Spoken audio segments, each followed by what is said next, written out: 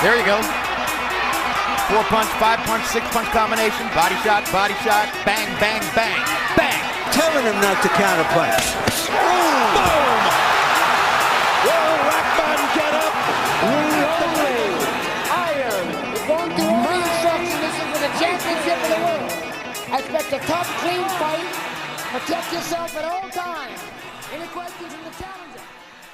Welcome back, boxing fans, to the Fight City Podcast, the official podcast for thefightcity.com. I'm your host, Jeff Foose, and today I'm joined by Kevin Foose to discuss this past weekend's upsets. Kevin, how are you this evening? I'm doing great. Thanks for having me back on. Cool. So I guess we'll jump right into it. We're going to discuss, obviously, the Ryan Garcia and Devin Haney bout, obviously the biggest talk of the weekend. But however, I do want to shift our attentions to a smaller card that took place on Friday evening on 4/19, because Kevin and I, we have a close tie necessarily to the same home state as one of the boxers who was involved in an upset. So Kurt Scooby, spelled Sclby, 13-0, undefeated prospect, took on Dakota Linger from West Virginia on Overtime Boxing, OTX. For those of you unfamiliar with Overtime Boxing, it's essentially what I imagine has replaced Showbox. It's a platform for up-and-coming boxers to showcase their talent before being called to the big leagues like the Zone or Top Rank. Kurt Scooby is one of the best prospects in boxing right now, according to Lou DiBella, at 140 pounds. Explosive puncher. He had a stellar 2023, and he's going to start 2024 back on Overtime in a tough contest on April 19th against an upset-minded Dakota Linger. Well, clearly, I think Scooby bit off, him and his team bit off a little bit more than they can chew. However, as a developmental fight, this was good for the young man to test his mettle. Kevin, you familiar with Kurt Scooby? Yeah, I noticed him when I got out of boxing competitively. I believe this was back in 2016-17, and I had first noticed him just on the social media platforms. I know he played college football before he pursued this boxing career, but I know he was one of the first brand ambassadors for Box Raw, and I would see him in all their commercials and wear their apparel. From his training videos that I would see, he looked technically sound. I don't know who he was training with before he went to Gleason's gym now in New York, but he looked technically sound. He's athletic. You can tell he's powerful. He has the build of a football player, not really the build of somebody you would see in boxing, just because of all that lean, that muscle mass that he carries. But he's like a fan favorite, I would presume, because he's fast, he's explosive, he's technically sound. Like, he checks all the boxes that you would want for entertainment value purposes. He looked good in all his previous fights prior to this fight. But I mean, we'll get into a discussion about that here in a second here. But for me, he checks all the boxes for a prospect. Yeah, Kurt Scooby, he came out of L.A. He's only got 13 fights, so still pretty green. However, grew up in a pretty rough neighborhood. I know his high school football coaches would take him in, try to give him something to eat, depending on how he looked the day he came to school. I know he was in foster care, but pretty athletic, and obviously his build kind of tells, the amount of hard work he's invested in himself. He did get a scholarship to go to play at Fresno State University, then went to Azusa Pacific University. I apologize. And then was also being looked at by the NFL at some point, but as he was kind of boxing on the side in high school, and just couldn't get rid of that itch. He turned pro, and then he won a California Golden Gloves, I believe, then turned pro, went to Mexico and Dominican Republic, racked up 6 wins there. Then the 2020 pandemic hit, and this guy, the American dream, just was one-way ticket to New York City, and then never looked back, and then got hooked up at Gleason's gym. I mean, going into the ring for this past bout, he had 13 wins, 0 losses, 0 draws. 11 of those wins came by knockout. He actually had an 85% knockout rate compared to Linger's 69%.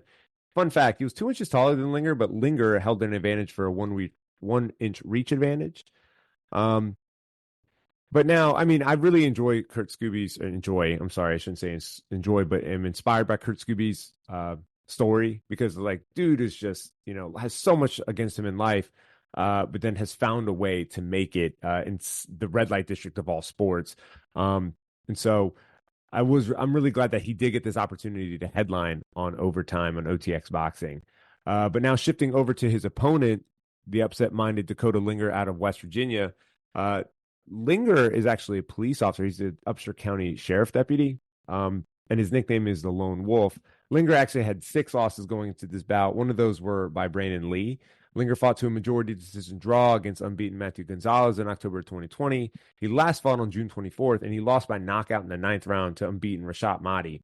And before that, he did fight on June 11th of 2023, defeating fringe contender Jose Vargas in the 2nd round. Pretty solid win, I'd say, against Jose Vargas. And so clearly this earned him an opportunity. Hey, you're going up against Kurt Scooby, a prospect, 13-0, headlining the OTX card in Atlanta. But now that we have a little bit back of their backstory, I mean, Kevin, you and I, we're both West Virginia guys, so it's kind of hard to root against Dakota Linger whenever I get to see him get this type of opportunity.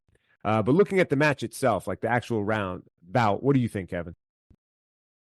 Oh, if he gets another win against another big name, they might as well just change his nickname to the Upset King. He looked phenomenal. He just constant pressure, throwing from so many different angles that most people would be uncomfortable throwing at. I don't know what you make of it. He just old school, just comes forward. You can hit him with the kitchen sink, and he's still going to come at you. He's a honey badger. Entertainment value again. He definitely can sell fights. We need a promotion to get behind him right away. I can't say necessarily the prettiest boxer, but he does remind me of a little bit of Marcos Maidana. Weird angles, kind of pushes forward, but then like when he throws, it's kind of looping hooks, overhand rights, which were obviously pretty effective. And he's kind of a hard guy to prepare for, right? So was Maidana, obviously. But I know during the opener, I saw that Kurt Scooby, he was doing pretty well. He threw a lot of volume, but he's also built. Reminds me a lot of Tim Bradley. So obviously a lot of that requires a pretty good anaerobic system. So he won the first 2 rounds. Linger did find success with some inside uppercuts and some body shots. I know Linger responds in round 3. He decides to go, I guess, hey, we're done feeling each other out, and he's going to increase his volume, and he landed a little bit more consistently than Scooby. But by the 4th, Linger put Scooby on defense from what I was watching, right? And he lands a lot of straight rights on top of Scooby's head. At that point, I appreciate Scooby. He tried to use some lateral movement, stay clear of Linger. However, Linger, boom, just kept getting his hands on the guy. And then at some point, I was disappointed not to see Scooby kind of clinch when he could. He just kind of shelled up. But referee, Malik Waleed, he waved off the match in the 6th due to Scooby not responding. So Linger improves at 14-6-3 with 9 knockouts. I'm just kind of proud about with the West Virginia guy going in there as a prospect. I think many people were hedging that he was going to take a loss. Obviously, I think the betting odds were definitely not in Linger's favor. But here he is pulling one out for the great West by God state of West Virginia. And, I hate it because West Virginia gets a really bad rap as the guys that come from there, the boxers that come from that state are just paid opponents. I know Ted Lee Atlas has made many comments on this, like, hey, you just pad your record. You go find a guy in West Virginia in a holler, and then you beat him, and then now you look like you're an undefeated prospect. But it's like, who did you really fight? And I just really hate that type of talk. And I'm just really glad to see Linger pull a win here because there are so many other West Virginia boxers that both you and I know personally that like they're trying their best every day to make in and out, put food on the table. And being a boxer, obviously, even full-time to part-time, it's not easy. It's you can die in this type of work. And so I'm just really glad to see Linger pull this off. Yeah, I guess that's just, sorry to get on my soapbox there. But other notable current West Virginia boxers I'd like to shout out while I have this opportunity. I guess I'm on my soapbox. Samantha Pill, I know former Glenville State boxer Frankie Francois Scarborough Jr. He boxes out of Cheverly, Maryland. That's where he is originally from. I know he trains with the Kevin, help me remind me of those brothers. Who are they? The Russell brothers? Russell brothers, yes. Yeah. I mean, just the Russell family at this point. Yeah, he trains with the Russell families. I mean, that's when I used to talk to him. That's what I remember him telling me. And then obviously I've seen him on social media, right? The guy has a pretty good social media following. But I know if he came back to say he was staying in West Virginia, we would accept him as our own. And then obviously you got Matthew the Gladiator right out of Morgantown, and Harley White as well out of Morgantown. So shout out to my West Virginia boxers. Keep holding it down for us and prove these naysayers wrong. But to shift over to the DAZN card, there was the co-main event with Arnold Barboza Jr. versus Sean McComb from Ireland, Northern Ireland specifically. I know there was a bit of a controversy on that bout. Shakur Stevens even posted saying, "Yo, Arnold Barboza, keep my name out of your mouth. We're leagues apart, and like I would stop you," because they could tell that Arnold Barboza was having difficulty with the southpaw, Mr. McComb, in their co-main event bout. But the only reason why I really bring this up is because the internet always wins. And when I went to Arnold Barboza's Wikipedia page to look at the record, right, the win column, the loss column, they had the Sean McComb fight, and in the category where it says how did he win, they had it listed as robbery. Arnold Barboza has some his PR team has some PRing to do, I guess, to try to shift the narrative on that. However, hey, I think everyone that watched that whole card, we all saw it. Not to take away from the Haney versus Garcia matchup, regardless. I just thought that was kind of funny. I just wanted to mention it real quick because the internet, man, nothing gets by him. But shifting over again to Haney versus Garcia, Kevin, how are you feeling? Oh, I think we're all eating crow, to be honest with you. From Bill Haney to us to any commentator or anybody that watches the sport of boxing, even the casuals. Yeah, this is kind of something that we all just have to face facts. Ryan Garcia trolled everybody, and he made a ton of money doing it at the same time. So, Jake Paul step aside. Ryan Garcia is now the king of misfit boxing. Well, I mean, Ryan Garcia kind of, I don't know where he's going right now. I mean, all the best to him. I mean, if it was just an act, hey, good job. You kind of pulled the wool over all of our eyes. Now, like you said, we're all eating crow. Part of me is not entirely sure that's the entire case, even though he's also said it in post interviews. And his dad kind of said that he was trolling everyone. But hey, I'm not going to take away the win from him.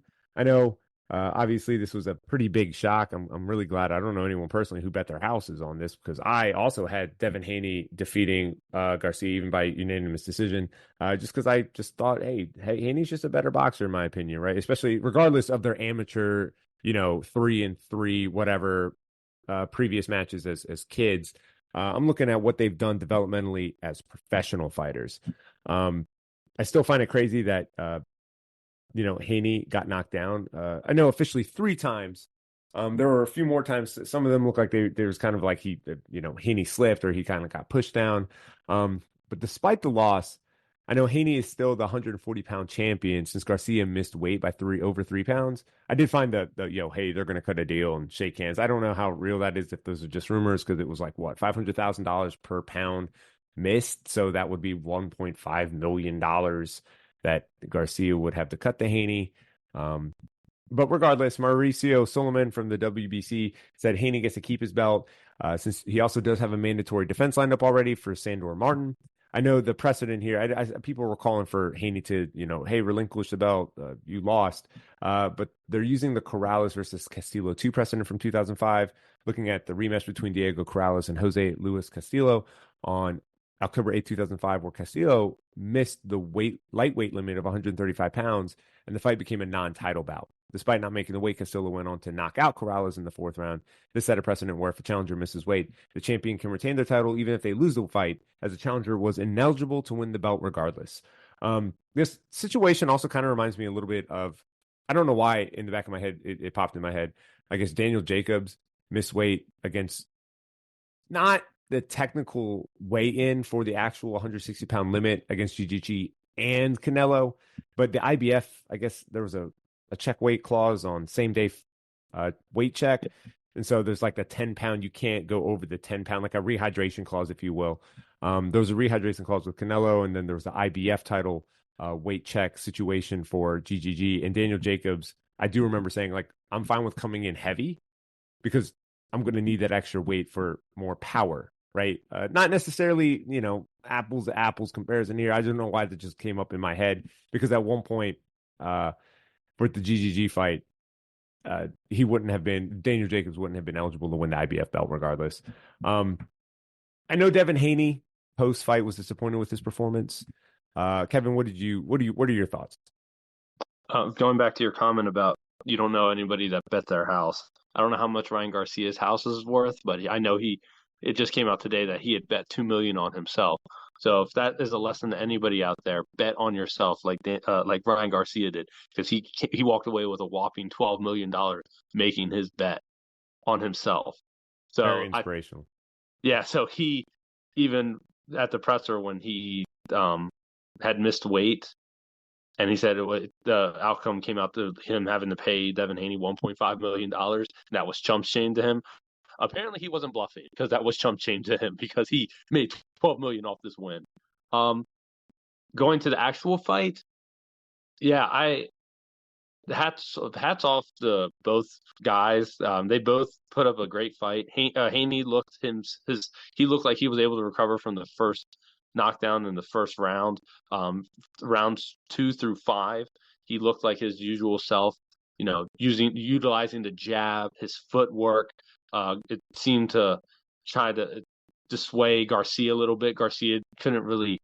It didn't seem like he had a plan in those rounds, because he just kept getting hit with the jab. And to his credit, though, Haney did look flustered from rounds 2 through 5. He like he was boxing off straight adrenaline. He looked mad because he got caught so early in the first round. But after that, round 6, I know Garcia clipped him with a right cross, and then we saw from there round 7, round 10. Those other knockdowns that pursued off it. I believe it was round 11 with the most obvious one, when he hit him with a right cross left hook, and Haney's hands just went up and he fell back on his back, and his face that now is a meme everywhere on social media. That was the most convincing knockdown I saw that night. I don't know if the weight played a factor, the 3 pounds played a factor. Because we also don't know what they weighed in the night of the fight. But hats off to both of them. Haney, I know he tried his best to try to recover from the first knockdown. I believe he won those 4 rounds, 2 through 5. But Garcia, he came back with a vengeance, and he definitely proved a lot of people wrong. I don't know what Haney's going to do from here.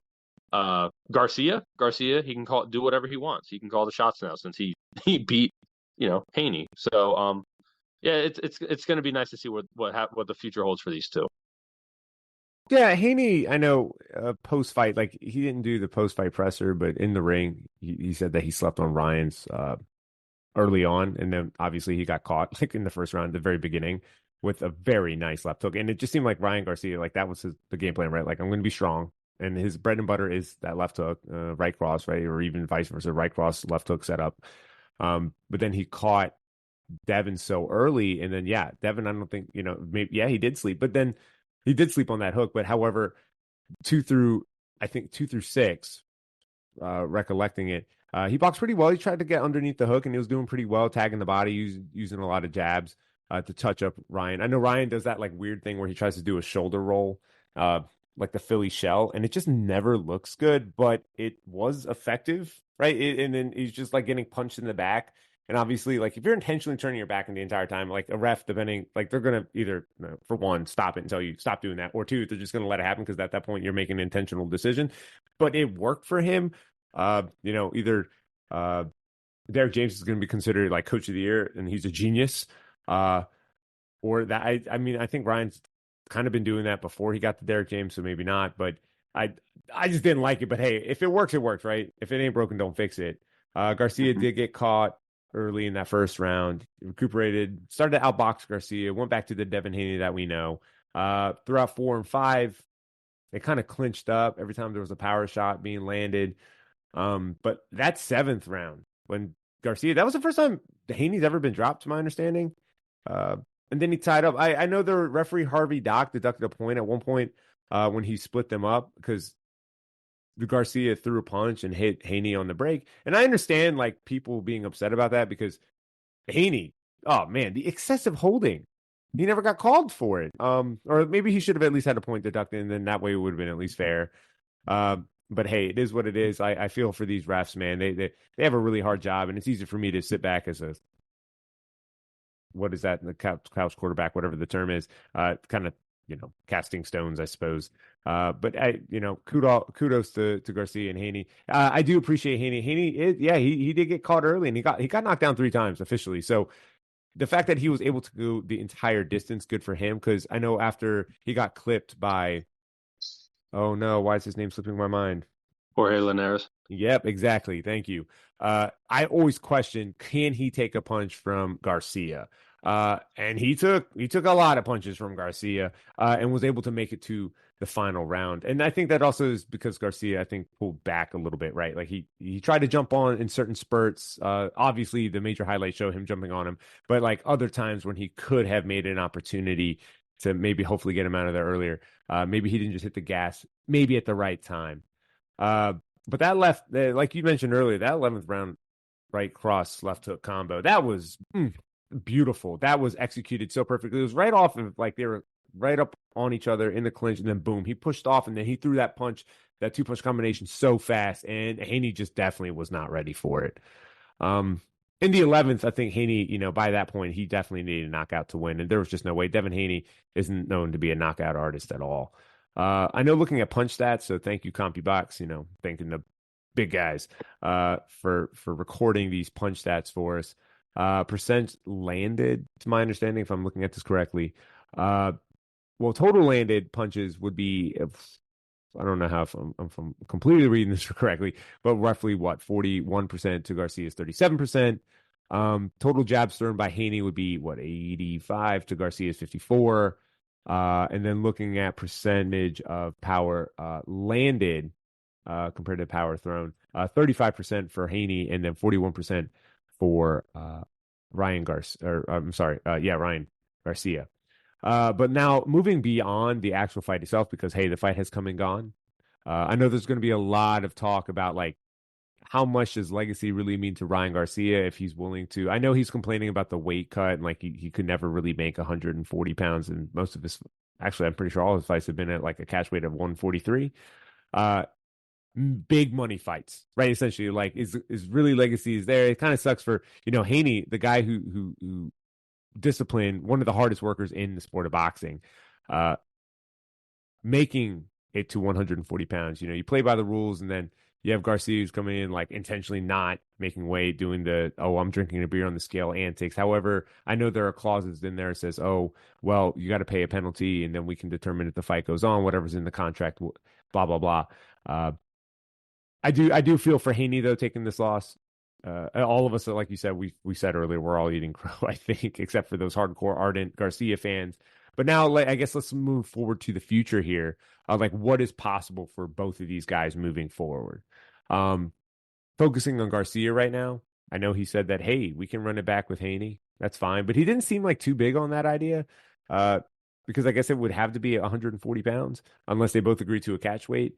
But I know he openly said 3 names, and 3 names I'm like, man, you should steer clear of. 1, 147 pounds, Jaron Enos, Conor Benn, and then he also mentioned Sebastian Fondor, which I don't know why you would do that. What are your thoughts, Kevin? Yeah, I don't know why he would mention Sebastian Fondora. That's 2 weight classes from what he just fought. Maybe he just has a fascination with that tall because he's so tall. Mm-hmm. That would be an exciting fight, though, because we know Fondora's original style. He likes to sit in the phone booth, even though he is like the modern day Tommy Hearns with that size, weight class, and size of reach. But I wouldn't want to see him. I wouldn't pay to see him fight Ennis Boots, because that would just be he proved us wrong right here. He proved us, like, we're all eating crow for right now. So I'm gonna eat my own words and say they do fight, and he beats Boots, But, like, is it possible? Anything's possible, but probable. Well, that's to yet be seen. Conor Benn, though, that would be an exciting fight, but I don't like. Even he sells it that he only, like, that's his one trick pony, that left hook. Is that enough, though? Would that be enough, though, to beat Conor Benn? I know he's filled with controversy in his own world there of like the testing positive twice. The UK still determined to see if he should be banned, or I mean, he appealed that, and they're still determined if they should lift the ban. Um, I don't know. I mean, there's so many other people at 147, and he has yet to fight at that weight class, so he probably might want to choose somebody else before he pursues some of these bigger names. But I mean, he just beat Devin Haney, so he can kind of call the shots as he will. We saw the same thing with Teofimo Lopez, right? He beat Josh Taylor, and now he's kind of the guy that, like, hey, he can still kind of call the shots. He did beat the guy that beat everyone, Lomachenko, before that. So Garcia, I mean, he has his fix. I mean, maybe he was just riding off the high after he beat Haney so convincingly. Right after, if I was him and I just was given a post-fight press conference, I'd probably be talking, talking crap too to anybody and everybody. Yeah, I'd be fighting some heavyweights. And actually, I'm surprised he didn't say that, considering like all the fight week antics. But I know Gervonta Davis is another idea that kind of populated.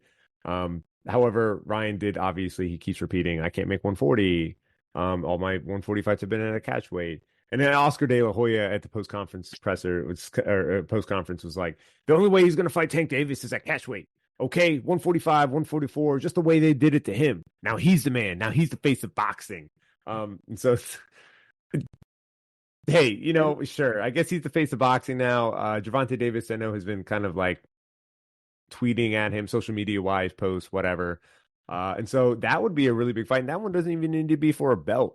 That could be at a catch weight, just to see like what does a 100 and whatever weight that he is at with Tank Davis. But then, I was just thinking, I was like, this is just like a free for all. Like, this reminds me a little bit of like early UFC. Wait, we don't have weight divisions anymore. We're just gonna get these guys in there and in occasion test their mettle. But like, I hope it doesn't divulge into that. But however, Tank Davis and a Garcia rematch, I guess it sells. Now looking, I know. I'm sorry. I know in their fight they had, like, it was actually I think today, a year ago, when they fought Ryan Garcia and Tank Davis. I don't even think it was for a belt either. Last time it was just they both decided, hey, everybody wants to see us fight, so we're going to have to do it.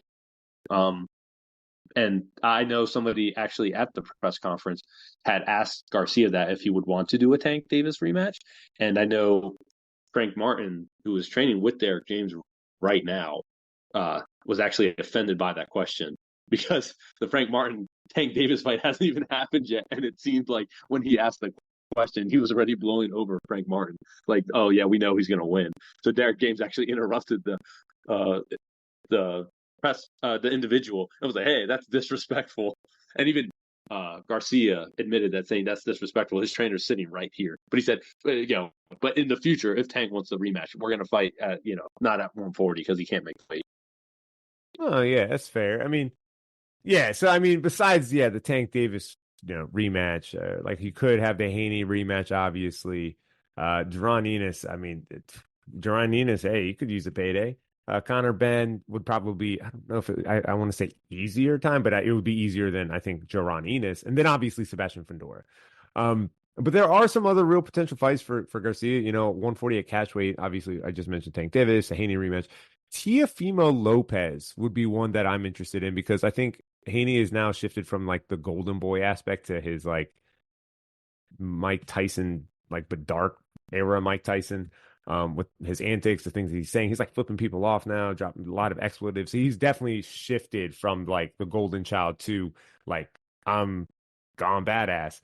But I think it would be really fun to watch him versus Teofimo Lopez. Bob Arum and De La Hoya, they're like besties. So, why not make this? And they tried to make this fight happen before. I just don't know what happened. I can't remember off the top of my head, like what happened.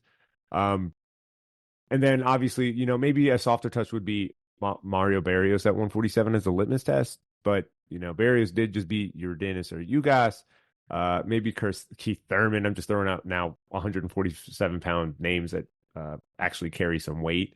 But obviously, to be seen. Garcia is the guy calling the shots now. So obviously, he'll also consult with Oscar De La Hoya. But in terms of Haney, because now Haney's on, even though he gets to keep that 140-pound belt, he's on, the rebuild phase here. So I'm obviously thinking a rematch with Garcia. I do think a potential fight now with, let's say, maybe Haney and Gervonta Davis looks a little bit more appealing. He also has his mandatory defense with Sandor Martin for the WBC title. But also maybe Isaac Cruz, Teofimo Lopez, or another 140-pound champion, Subriel Matias. But Subriel Matias has a bout already scheduled with Liam Perro on June 15th. And I know we've mentioned Davis as well, and Davis obviously is already scheduled for Frank Martin on June 15th, which is something I'm really excited about. But what are your thoughts, Kevin? Haney, I mean, he still holds the belt. I think he should just focus on healing, for recovering. I mean, his whole face looks swollen. He needs to recover, take some time off, go back to the drawing board, probably face his mandatory, because and this is no slide towards Sandor Martin. When I watched him fight Teofimo Lopez, I thought he beat Teofimo Lopez. I mean, everyone else and the judges disagreed with me. They said Teofimo won. Even Teofimo looked defeated after that fight. He's a slick boxer. I don't think Haney has to worry about too much of I'm going to get knocked out by this guy. I think he should just do his mandatory against Martin, look very convincing, and then see where it goes from there. Everyone else that you named, like Teofimo Lopez, Tank Davis, even I'm sorry, what was his name? Matisse? Subriel Matias. Matisse, yes. But those three right there, heavy hitters. I would not, if I was him right now, after what we saw what Garcia did with just a left hook, right? And he kept talking about, all you got is your one-trick pony left hook, and that left hook definitely was his kryptonite. Those three guys definitely have power. And we could kind of tell that Haney doesn't like power. So he probably just wants to steer clear of those guys for a minute. But this is, I think, what people didn't like about Haney in the first place. He doesn't fight anybody that actually has power or anybody that is like a legitimate threat. I know they're calling him a weight bully now. I mean, if you're going to dish it, you got to take it also. So maybe, like I said, just heal yourself, fight your mandatory against Martin, look very convincing against that, and then we'll see where it goes from there. Yeah, that might be the best course of action for Haney, right? Especially if Sandor Martin is not necessarily posing a major threat in terms of knockout power. Get that really impressive win, get yourself back in the mix. But yeah, I guess the story is all about the super troll, I suppose, Ryan Garcia, and the way he kind of tricked everyone. And then obviously, yeah, with that news breaking today about the $2 million. I mean, good for that guy. That guy's living the American dream, isn't he? And I'm sorry to interrupt. And that's on top of, apparently, now I don't know where this number came from. He's the one saying it. So I'm going to take it at face value because he trolled everybody just now. But he said he made almost close to $50 million off this fight. Oh, wow. I don't know where these numbers are coming from, but if you're telling me you made almost close to $50 million off this fight alone, and then you made $12 million off your bet, yeah, this guy's sitting good. Like he said, $1.5 million just chump change him, apparently. Get a couple big more fights and then just retire and sail off into the sunset, I suppose. Well, that's all we got time for today. Thank you, Kevin, so much for indulging me in this conversation of upsets over this past weekend. It was great to have you, man. No, thank you. And thanks for the opportunity to come back on your show. So many big boxing matches coming up. I can't wait to talk about those as well. Perfect. Until the next time.